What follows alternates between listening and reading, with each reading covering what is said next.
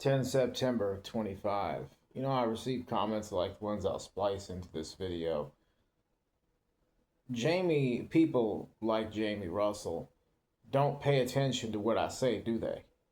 Do they have any understanding what I have said hundreds of times in public?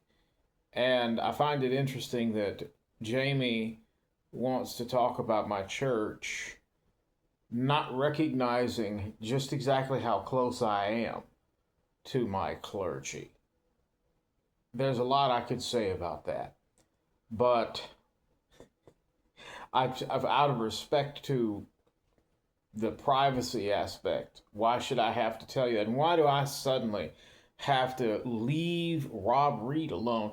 I went out of my way for 2 to 3 years, well, we'll call it about 2 years, to try to have peace with someone who to this very day is still using coded language to slander me as a PDF.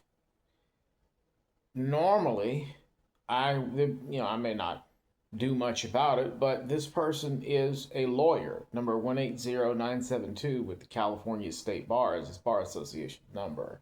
So now I want to ask a question to Jamie.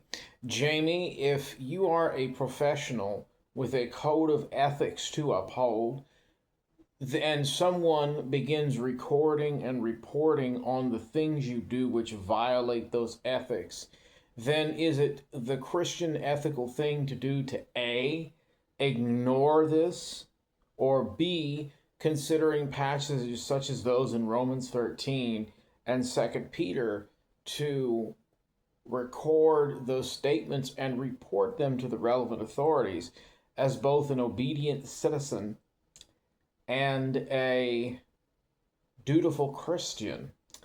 Likewise, I would also want an answer to a moral question.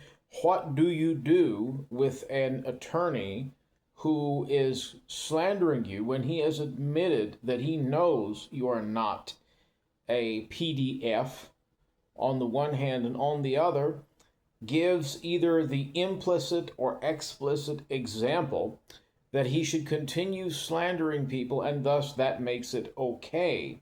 Because when people see a lawyer doing that, they have a tendency to think that this may be legal when it is certainly not. I await Jamie's response, but since, of course, he has refused to debate me and refused to have any kind of discussion about his particular theological whatsits, I sincerely doubt he will answer this question. Oh, and I guess the same is probably true for part of the pod team, too, because I suppose that, according to them, I'm supposed to stop doing this when it was the dude who introduced the idea of a bar complaint back in 2021. Thanks for your answer, Jamie.